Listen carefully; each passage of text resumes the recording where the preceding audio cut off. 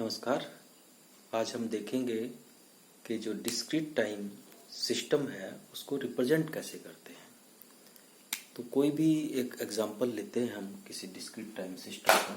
Suppose करते हैं कि y of n is equal to 5 y of n minus 1 plus 3 x of n plus 2 x of n minus 1 plus 5 x of n plus 1।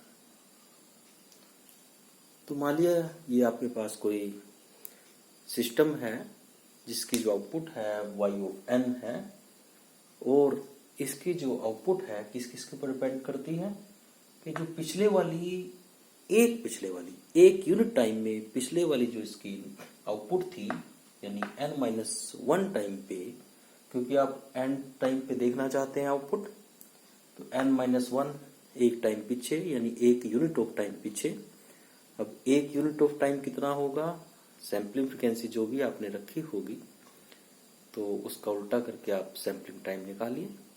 तो जितना भी sampling time होगा तो यानी उतना टाइम पीछे जो आउटपुट थी वो मल्टीप्लाइड बाय 5 जमा जो अभी अभी इनपुट आ रही है x इनपुट है n टाइम पे, क्योंकि हम n टाइम पे बात कर रहे हैं तो n टाइम पे जो इनपुट आ रही है मल्टीप्लाइड बाय 3 प्लस जो एक टाइम पीछे इनपुट आई हुई थी मल्टीप्लाइड बाय 2 और जो एक टाइम के बाद इनपुट आने वाली है मल्टीप्लाइड बाय 5।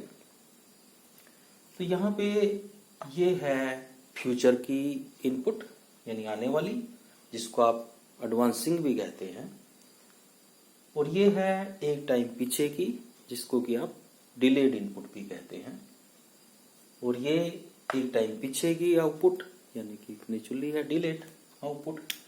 तो इसको अगर आपको सिस्टम को रिप्रेजेंट करना हो तो इसको रिप्रेजेंट करने के लिए आपको किन किन एलिमेंट्स की जरूरत पड़ेगी। तो सबसे पहले एलिमेंट्स की आपको जरूरत पड़ेगी एडर।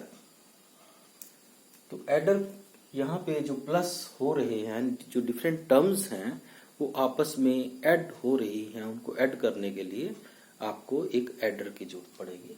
तो एडर की जो रिप्रेजेंटेशन है वो कुछ ऐसे होती है कि दो आपके पास इनपुट्स हैं। एक इनपुट मान लिया ये है x ऑफ, या x1 भी कह सकते हैं, मान लिया x1n और दूसरी x2n, और वो ऐड होके आपको यहाँ पे आउटपुट दे देंगी। तो आउटपुट मिलेगी आपको x1n प्लस x2n। तो ये तो एडर हुआ। तो यहाँ पे एडर लगा है, तो यहाँ पे तो मैंने दो इनपुट दिखाई है आपको एडर की। तो यहाँ जो एडर लगा है उसमें कितनी इनपुट हैं, 1 2 3 और 4, यानी उस एडर की 4 जो है इनपुट हैं। तो अगर आप उस एडर को दो इनपुट वाले एडर से बनाना चाहते हैं तो आप बना सकते हैं, कोई बात नहीं। आपको कई दो इनपुट वाले लगाने पड़ेंगे। कितने लगाने पड़ेंगे आपको, देखिए एक तो आपको जो है लगाना पड़ेगा यहाँ पे। तो पहले वो लगाने से पहले हम ये देख लेते हैं कि इसके एलिमेंट्स क्या हैं, हम फिर पूरी इक्वेशन को कैसे रिप्रेजेंट कर सकते हैं, कितने एडर उसमें टोटल लगेंगे उसको हम देख पाएंगे। तो सबसे पहले तो हमने बात की कि आपके पास एक एडर चाहिएगा आपको, यानी कि एक एडर एक एलिमेंट है। चाहिएंगे कितने अभी हम देखेंगे, लेकिन एक एडर एलिमेंट है जिसकी हमें जरूरत पड़ेगी। वो कितने संख्या में चाहिए बाद में देखेंगे। बी, तो बी है आपके पास स्केलर। तो स्केलर क्या है, यहाँ पे 5 है, 3 है, 2 है, 5 है, जिनसे मल्टीप्लाई किया गया है, जिनसे इनपुट को या आउटपुट को स्केल किया गया है, जिससे मल्टीप्लाई किया गया, वो कॉन्स्टेंट्स जिनसे मल्टीप्लाई किया गया है, तो वो स्केलर्स हैं। तो स्केलर्स की जो रिप्रेजेंटेशन है वो ऐसे होती है। अगर मान लिया ये सपोज करें x ऑफ n है सिग्नल, और यहाँ पे हम a लिख देते हैं ऊपर, तो इसका मतलब ये है कि x ऑफ n को a से मल्टीप्लाई किया गया है, यानी कि जो स्केलर्स हैं वो लाइन के ऊपर लिखे जाते हैं, उनकी रिप्रेजेंटेशन जो है लाइन के ऊपर होती है। तो लाइन के जस्ट ऊपर मिडल में लगभग जो भी आपको नंबर लिखा हुआ नजर आएगा वो एक स्केलर होगा, वो इनपुट को उतने से मल्टीप्लाई करेगा। तीसरा सी, और क्या एलिमेंट है यहाँ पे, देखो पास्ट में आपको जाना है, तो पास्ट में जाने के लिए एलिमेंट की जरूरत पड़ती है डिले एलिमेंट। डिले एलिमेंट तो एक इसमें लगा है डिले एलिमेंट, तो डिले एलिमेंट जो है एक यहाँ लगा है और निचली है एक यहाँ भी लगा होगा, क्योंकि यहाँ पर भी एक स्टेप आप पीछे जा रहे हो टाइम में, तो दो डिले एलिमेंट एक्चुअली इसमें लगे हैं। तो जो डिले एलिमेंट है उसको रिप्रेजेंटेशन, उसकी जो रिप्रेजेंटेशन है वो ऐसे करते हैं z की पावर -1। यानी अगर आप ये एलिमेंट लगा दें डिजिटल सर्किट में तो ये एक जो है डिले एलिमेंट का काम करेगा। तो जितनी भी z की माइनस में पावर होगी वो आपको उतना ही पास्ट में ले जाएगी, तो ये आपको पास्ट में एक स्टेप ले जाएगी। तो z की पावर -2 होती तो 2 स्टेप आप पास्ट में चले जाते। तो ये रिप्रेजेंटेशन है पास्ट में कैसे जाना है या डिले एलिमेंट को रिप्रेजेंट कैसे करना है। फिर हो सकता है एडवांस एलिमेंट, एडवांस। तो अगर जो है z की पावर -1 से मल्टीप्लाई करके हम पास्ट में जाते हैं तो फ्यूचर में जाने के लिए तो नेचुरली है z से मल्टीप्लाई करेंगे, तो उसके लिए जो एलिमेंट लगेगा वो z लगेगा। तो अगर किसी चीज को, सिग्नल को z से मल्टीप्लाई कर दिया जाए तो हम फ्यूचर में चले जाएंगे, z की पावर -1 से मल्टीप्लाई किया जाए तो पास्ट में जाएंगे, z की पावर 1 से मल्टीप्लाई किया जाए तो हम फ्यूचर में एक स्टेप फ्यूचर में चले जाएंगे। तो ये कुछ आपके पास जो है एलिमेंट्स थे जिनको यूज करके आप किसी डिजिटल सिस्टम को, डिस्क्रीट टाइम सिस्टम को इम्प्लीमेंट कर सकते हैं। तो यहाँ पे मैं अब आपको ये जरा करके दिखाता हूँ कि ये सिस्टम कैसे इम्प्लीमेंट होगा।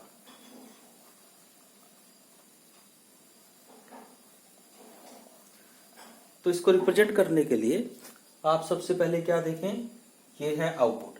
तो ये आउटपुट है, सपोज करें ये आउटपुट है, उसका नाम लिख दें मान लिया y ऑफ n, क्योंकि आउटपुट ये है तो सिस्टम के आउटपुट को मैंने y ऑफ n लिख दिया। इनपुट, इनपुट क्या है x ऑफ n, तो सपोज करें यहाँ पे इनपुट होगी x ऑफ n, तो मैंने उसका नाम रख दिया है x ऑफ n। उसके बाद देखें कि जो आउटपुट है वो एक स्टेप पीछे की भी चाहिए आपको। ये जो लाइन है बेसिकली ये yn सिग्नल की है, यहाँ पे आउटपुट yn अवेलेबल है। तो अगर आप इस लाइन को इधर की ओर एक्सटेंड करें और यहाँ आके z की पावर -1 से मल्टीप्लाई करें तो आपको उसके आउटपुट में जो यहाँ पे सिग्नल मिलेगा, क्योंकि यहाँ इनपुट में सिग्नल है yn, तो उसके आउटपुट में जो सिग्नल मिलेगा अभी मैं पीछे बता के हटा हूं कि z की पावर -1 से मल्टीप्लाई करने के बाद जो आपको सिग्नल मिलेगा वो एक स्टेप पास्ट का मिलेगा। तो आपको यहाँ पे सिग्नल मिलेगा yn-1। उसके बाद आप देखें x ऑफ n-1 भी आपको चाहिए। तो x ऑफ n-1 यहां से आपको मिल सकता है। अगर x ऑफ n को z की पावर -1 से मल्टीप्लाई करें तो आपको इस पॉइंट के ऊपर x n-1 मिल जाएगा।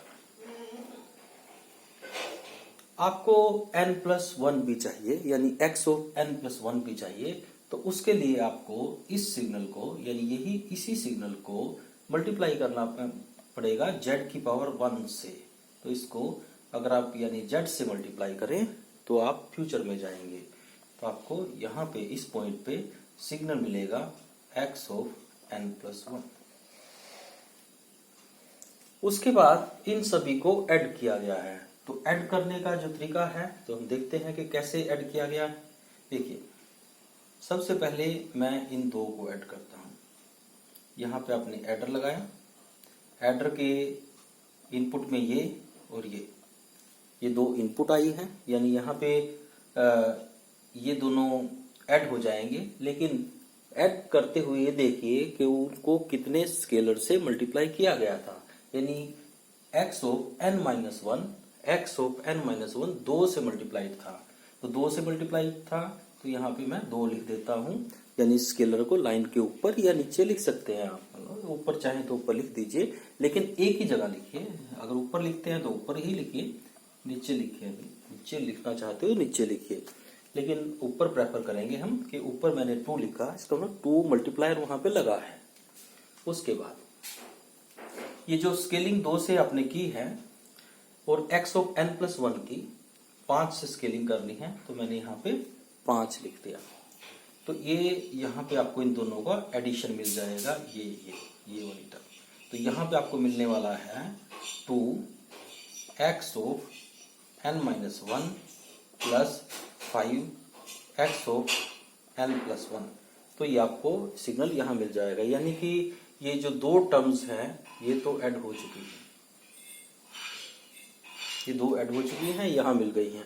उसमें तीसरी चीज ये ऐड करें, तो ये ऐड करने का तरीका इजी है कि यहाँ पे मैं अगर एक एडर लगा दूं और उस एडर को ये वाली इनपुट दे दूं ऐसे, तो ये वाली इनपुट इधर से आ जाएगी और साथ में 3xn, यानी कि जो पीछे से x ऑफ n सिग्नल आया था मैं उसको 3 से मल्टीप्लाई कर देता हूं, तो इसलिए यहाँ पे जो सिग्नल उसके इनपुट में जाएगा 3 इंटू एक्सएन प्लस ये, तो ये आपके पास ये इतनी जो टर्म्स हैं ये सभी यहाँ पे आउटपुट में आपको अवेलेबल हो जाएंगे, तो यहाँ पे ऐड करके आपको ये मिला है। लेकिन उसमें अभी क्या ऐड करना है आपने, yn माइनस 1 ये अवेलेबल है आपको, तो उसको कितने से मल्टीप्लाई करना है, 5 से, या आपने उसको 5 से मल्टीप्लाई किया, ऊपर लिख सकते हैं, तो ऐड करके अगर हम इनको ऐड कर दें यहाँ पे जो सिग्नल है उसमें, तो यहाँ पे एक एडर और लगा दें, उस एडर को ये वाली इनपुट दे दें और जो ये पीछे से एडिशन था ये दे दें, तो आउटपुट में आपको yn मिल जाएगा। तो आपने देखा कि आप जो है ऐसे एलिमेंट्स लगा के किसी भी डिस्क्रीट टाइम सिस्टम को रिप्रेजेंट कर सकते हैं। तो वैसे एक एलिमेंट और होता है रिप्रेजेंट करने के लिए, कई बार उसकी जरूरत पड़ती है अगर आपको 2 सिग्नल को मल्टीप्लाई करना हो। यहाँ पे तो हमने कांस्टेंट से मल्टीप्लाई किया था जिसको स्केलर कहते हैं, लेकिन कई बार जो है आपको 2 सिग्नल को आपस में मल्टीप्लाई करना होता है, जैसे कि एक सिग्नल मान लिया इधर से आता है जो कि x1n है, दूसरा सिग्नल मान लिया इधर से कहीं से आता है जो कि x2n है, और दोनों की जो मल्टीप्लिकेशन है यहाँ पे आपको मिल जाएगी x1n मल्टीप्लाइड बाय x2n। तो ऐसे एक एलिमेंट ये भी है, मतलब कि जब कई बार इसकी भी हमें जरूरत पड़ती है मॉड्यूलेशन वगैरह में, इसकी जब भी हम जो है डिजिटल मॉड्यूलेशन वगैरह करते हैं सिग्नल की डिजिटल सिस्टम्स में, तो उस टाइम इसकी हमें जरूरत पड़ती है। उसके बाद नेक्स्ट जो पॉइंट हमने पीछे भी जर्नल में डिस्कस किया था कि जो आपके पास सिस्टम्स हैं वो कितने तरह के होते हैं या कितनी कैटेगरीज में उनको जो है डिवाइड किया जा सकता है, कितनी तरह से उनको कैटेगराइज किया जा सकता है। लेकिन आज का जो आर्टिकल है वो है classification of discrete time systems, तो वो हमने जर्नल में किया था। तो ये है आपके पास कि डिस्क्रीट टाइम सिस्टम जो हैं कितनी तरह के होते हैं। तो इसको देखने के लिए कितनी तरह के होते हैं, तो सबसे पहले जो आपके पास कैटेगराइजेशन है डिस्क्रीट टाइम सिस्टम्स की वो रहेगी static versus dynamic, static versus dynamic, static versus dynamic. तो इसका मतलब ये है, स्टैटिक का मतलब ये है कि अगर किसी सिस्टम की आउटपुट n टाइम के ऊपर nth सैंपल पे ही डिपेंड करती हो इनपुट के, तो हम कहेंगे कि वो सिस्टम जो है स्टैटिक है। एग्जाम्पल के लिए कि सपोज करें कि y ऑफ n यानी output is equal to x of n into cos of omega not into n। यहाँ पे देखें कि जो सिस्टम की आउटपुट yn है वो xn पे डिपेंड करती है, यानी कि nth टाइम पे जो आउटपुट है वो nth टाइम की इनपुट पे डिपेंड करती है। तो इसलिए ये जो आपके पास सिस्टम है ये स्टैटिक सिस्टम है। अगर वो nth की बजाय n+1 n+2 या कुछ भी ऐसे फ्यूचर पे या n-1 n-2 ऐसे कुछ भी जो है पास्ट पे डिपेंड करे यानी वो टर्म्स यूज पे आ जाए तो वो सिस्टम जो है डायनेमिक होगा ना कि स्टैटिक। तो इसलिए स्टैटिक सिस्टम में जो आउटपुट है सिस्टम की वो उसी टाइम जो इनपुट आ रही है सिर्फ उसके ऊपर डिपेंड करती है, ना उसकी पास्ट वैल्यू पे ना जो है उसकी फ्यूचर वैल्यू पे। तो ऐसे ही जो दूसरी कैटेगराइजेशन है वो आपके पास हो सकती है time invariant versus time variant. Time invariant versus time variant. तो टाइम इनवेरिएंट सिस्टम वो होते हैं कि जिनकी जो आपके पास आउटपुट है वो अगर हम इनपुट को जब हम शिफ्ट करते हैं कुछ सैंपल से, आउटपुट उतने ही सैंपल से अगर शिफ्ट हो जाए तो टाइम इनवेरिएंट है। अगर वो उतने ही सैंपल से ना शिफ्ट हो, कुछ और अमाउंट से शिफ्ट हो, तो हम उसको कहेंगे कि वो टाइम वेरिएंट है। तो इसका हम कोई एग्जांपल भी लेते हैं कि कोई टाइम वेरिएंट है या टाइम इनवेरिएंट है। सपोज करें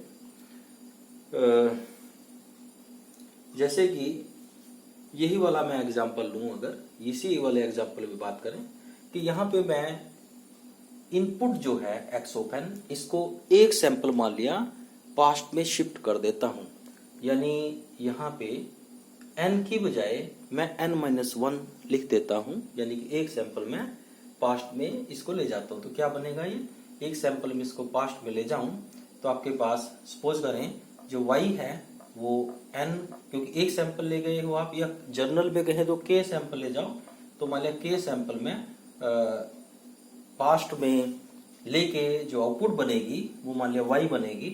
तो यहां से वो कितने के बराबर आएगी, x of n-k into cos of omega not into, क्योंकि आप जो है n को यानी सिर्फ x ऑफ n को पास्ट में ले गए हो, बाकी ये नहीं कि जहां जहां n आया है सभी को आप पास्ट में ले जाने लगे हो, वो नहीं है। तो यहाँ पे आपको कुछ भी नहीं करना है, ये आपके पास ऐसे ही रहेगा।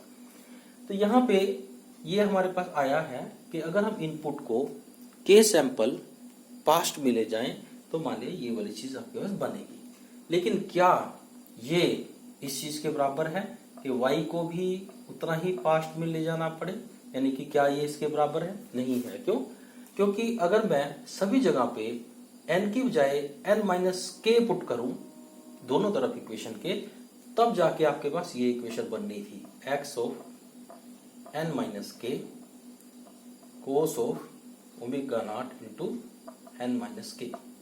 ये जो इक्वेशन है ये तो दोनों तरफ बराबर है, यानी आपने जब n को n-k पुट किया तो जितना आपने x को शिफ्ट किया उतना ही आपके पास y भी शिफ्ट हो गया, राइट।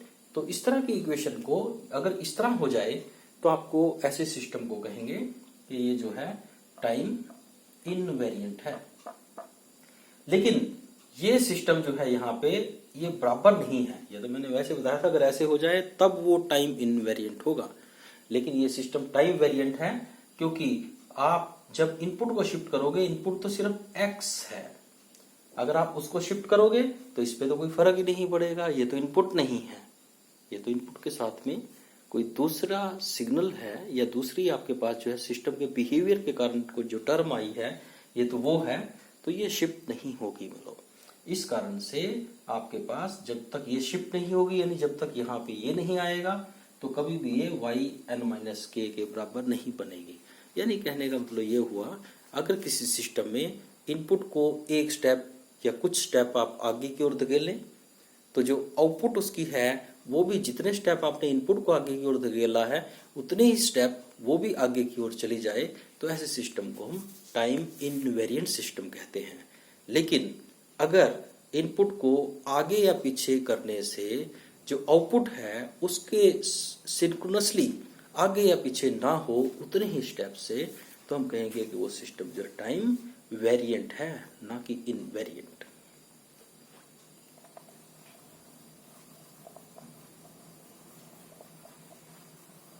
तो ऐसे ही जो थर्ड कैटेगरी हो सकती है इनकी, that is called linear versus non linear. See category, linear versus non linear.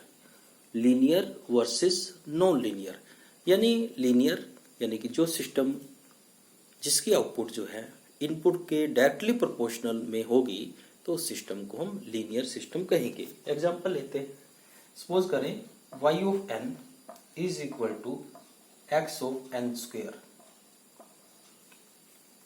अगर आप यहाँ पे इनपुट को यानी x को डबल करें तो आउटपुट आपको डबल हो जाएगी, ट्रिपल करें तो ट्रिपल हो जाएगी। यानी इनपुट और आउटपुट में जो रिलेशन है वो लीनियर है, स्ट्रेट लाइन रिलेशन है। तो ऐसे सिस्टम को लीनियर सिस्टम्स बोलते हैं। और अगर ये कंडीशन सेटिस्फाई ना हो, जैसे इसकी बजाय अगर ये वाली इक्वेशन होती, सपोज करें ये इक्वेशन होती, तो ये नॉन लीनियर इक्वेशन है। इसमें जो है इनपुट को अगर डबल करेंगे तो आउटपुट जो है 4 गुना हो जाएगी, क्योंकि यहाँ स्क्वायर है x का, तो दिस इज नॉन लीनियर। तो ऐसे आप देख सकते हैं कि कोई सिस्टम लीनियर है या नॉन लीनियर। तो नेक्स्ट कैटेगराइजेशन हो सकती है D, causal versus non causal. Causal CAUSAL, causal. Causal versus non causal यानी सिस्टम जो है आपके पास कोजल है यानी कोजल हो सकता है या नॉन कोजल। तो कोजल का मतलब है कि अगर किसी सिस्टम की जो आउटपुट है वो प्रेजेंट पे या पास्ट पे डिपेंड करे, लेकिन कभी भी फ्यूचर पे डिपेंड ना करे, तो ऐसे सिस्टम को कोजल सिस्टम बोलते हैं। और जो सिस्टम फ्यूचर पे डिपेंड करने लग जाए, किसके, इनपुट के या अपनी ही आउटपुट के, तो इसलिए अगर कोई सिस्टम जो है फ्यूचर की टर्म्स पे डिपेंड करने लग जाए, तो ऐसे सिस्टम को हम जो है नॉन कोजल सिस्टम बोलते हैं। तो जैसे एग्जांपल लेते हैं, सपोज करें y of n is equal to 3x of n plus 1। यहाँ पे जो आउटपुट है वो n प्लस 1th टर्म पे डिपेंड करती है, क्योंकि टाइम nth चल रहा है। आप nth टाइम पे आउटपुट देखना चाहते हैं, लेकिन आपको n प्लस 1th यानी नेक्स्ट टाइम की इनपुट चाहिएगी, तो वो तो फ्यूचर की बात है। तो ये सिस्टम फ्यूचर पे डिपेंड कर रहा है, इसलिए ये नॉन कोजल सिस्टम है।